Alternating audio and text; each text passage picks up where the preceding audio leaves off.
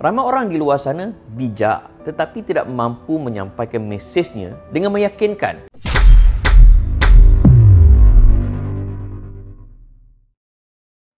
Assalamualaikum warahmatullahi. Hai semua. Saya Amin Idris. InsyaAllah kita akan bertemu di dalam program Speak with Confidence.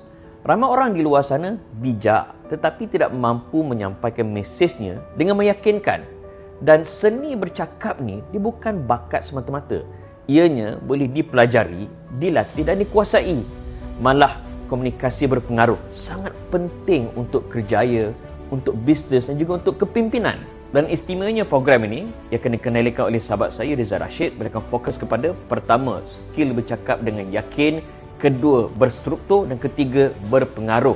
Dan paling penting dan paling best ianya adalah secara praktikal dan boleh digunakan dengan segera. Dan insya-Allah saya sendiri pun akan turun berkongsi real experience bercakap di hadapan tokoh-tokoh dunia, pemimpin-pemimpin negara dan juga bercakap di media. Tinggal 100 tiket akhir saja lagi dan sekarang ini tengah eksklusif promo serendah RM67 sahaja.